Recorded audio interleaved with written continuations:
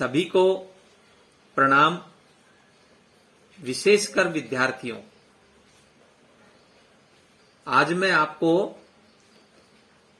अभ्यास का महत्व बता रहा हूं कि निरंतर जो अभ्यास है, जीवन में निरंतर अभ्यास का बड़ा महत्व है। लगातार अभ्यास करने से, लगन से कठिन जो काम होता है वह भी सरल हो जाता है।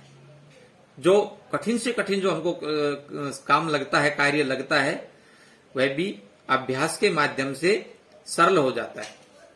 इसलिए पहले हमारी इच्छा शक्ति होनी चाहिए, इच्छा शक्ति को जगाना जरूरी है।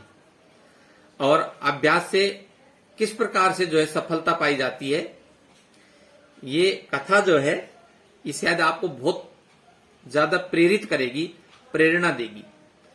इसलिए छात्रों से विशेषकर कहता हूं, विद्यार्थियों से कहता हूं कि आप अभ्यास नहीं छोड़ें, पढ़ाई का कार्य नहीं छोड़ें, पढ़ाई निरंतर जारी रखें। अच्छा अवसर है आपके पास अपने आप को पहचानने का, अपनी क्षमता को जानने का, अपना इंट्रोडक्शन करने का। आप अपना इंट्रोडक्शन कर सकते हैं इस समय में। ये महामारी जो आई है, इस महामारी के अंदर हम कुछ अच्छा करें और हमारी जो कमियां हैं, हमारे अंदर जो कुछ वो चीजें छुपी हुई हैं, उनको आगे उजागर करने का हमारे पास जो है अवसर है। तो देखिए, अभ्यास से कहा गया है, करत करत अभ्यास के जड़मती होत सुजान, और रसरी आवत जात से सिल पर पड़त निशान। ये ऐसी ऐसी जो कहावतें हैं, ये हमको जो है प्रेरणा देती हैं। इनसे प्रेरणा लेकर के और हम जो है अपने कठिन से कठिन कार्य को भी सरल कर लेते हैं। तो एक बार बहुत पुराने समय की बात है कि एक जंगल के अंदर एक आश्रम था, गुरुजी का आश्रम। पहले शिक्षा जो है आश्रम में दी जाती थी, तो उसमें बहुत सारे शिष्य जो हैं वो विद्या का अध्ययन करते थे। उनमें एक शिष्य था जिसका नाम वरदराज था, और वो वरदराज जो है वो कम बुद्धि का वाला बालक माना जाता था, अर्थात उसके अंदर बुद्धि कम थी, ऐसा कहा जाता था। वैसे बुद्धि सभी में बराबर होती है, कम और ज्यादा कुछ नहीं होती है, बस अभ्यास की बात है, लगन की बात है, इच्छा शक्ति की बात है। तो वह कम बुद्धि का था, वह जो कुछ भी पढ़ता था वह सारा तुरंत भूल जाता था, उसको याद नहीं रहता था। जो भी पढ़ता, मेहनत बहुत करता था, पढ़ता बहुत था, परिश्रम बहुत करता था, लेकिन उसको कुछ याद नहीं रहता था। वो जो भी पढ़ता उसको भूल जाता। तो एक बार गुरुजी ने जो है उससे कहा कि वरदराज, मैंने बहुत अच्छी तरह से देखा है और बहुत अच्छी तरह से विचार किया है कि तुम पढ़े हुए जो पाठ हैं या जो श्लोक हैं या आपने जो भी पढ़ा है उसको आप थोड़ा बहुत भी याद नहीं रख सकते, तुरंत भूल जाते हो। इसलिए तुम अपना बेकार में समय खराब कर रहे हो, तुमको अपना समय खराब नहीं करना चाहिए, गुरुजी ने कहा।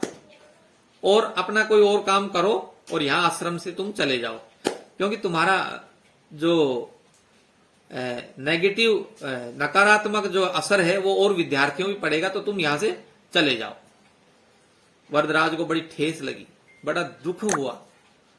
आज मुझे यहां से जाना पड़ेगा और मैं जाऊंगा तो कहां जाऊंगा। वो असमंजस में पड़ गया और वो आश्रम को छोड़ करके चल दिया। और उसने दिमाग में सोचा कि वास्तव में मैं जो है बहुत बड़ा मूर्ख हूं, मुझे गुरुजी ने इतने दिन हो गए पढ़ाते हुए, लेकिन मैं कुछ भी याद नहीं रख पाता हूं। रियली मैं मानता हूं कि मैं मूर्ख हूं, मेरे भाग्य में विद्या नहीं है। वह बहुत दुखी मन से जो है आश्रम को छोड़ करके और वहां से चल दिया। रास्ते में उसने एक कुआं देखा, कुआं देखा। वहां पर जो है कुछ महिलाएं जो है घड़ों में पानी भर रही थी, मटके के अंदर पानी भर रही थी। तो जहां हम वो घड़ा रखते हैं, जहां मटका रखते हैं, वहां पर एक जो पत्थर होता है उसके ऊपर उस गड्ढे के स्थान पर एक निशान सा हो गया था, एक गहरा गड्ढा सा हो गया था। वो उसे यह देख करके उसने सोचा, उसने विचार किया कि जब मिट्टी का घड़ा और एक पत्थर पर जो है रखने से गड्ढा हो जाता है, निशान हो जाता है, रोज रोज बार बार पुनर् जो है उस पत्थर पर घड़े को रखने से वहां पर जब निशान पड़ सकता है, जब वहां पर ऐसा हो सकता है, तो उसने सोचा कि जब मैं और परिश्रम करूंगा, बार बार अभ्यास करूंगा, तो मेरा दिमाग तेज क्यों नहीं हो सकता, मेरी बुद्धि तेज क्यों नहीं हो सकती। उसने अपने आप से ये प्रश्न किया और उसने दृढ़ संकल्प लिया कि मैं अब जाकर के और भी ज्यादा परिश्रम के साथ पढ़ाई करूंगा, परिश्रम के साथ मेहनत करूंगा। और वह वहीं से उसी जगह से वापस हो लिया अपने गुरु के आश्रम में जो है जानने के लिए। और उसने गुरु जी से निवेदन किया, उनके चरणों को पकड़ करके, और उन्होंने जो है वादा किया कि मैं गुरुजी आज के बाद निश्चित रूप से परिश्रम करूंगा, मेहनत करूंगा और आपको कोई भी किसी भी प्रकार की शिकायत का मौका नहीं दूंगा। और उन्होंने गुरुजी से निवेदन करके वो दोबारा से वहां पर पढ़ने लग गया। इस प्रकार कई दिन बीत जाने के बाद में वो इतना बड़ा संस्कृत का विद्वान बना कि उसने जो है अपने सारी परिश्रम के बल पर जो है सारे विद्यार्थियों को और अपने गुरुजी को इतना प्रभावित किया कि वह बहुत आगे निकल गया।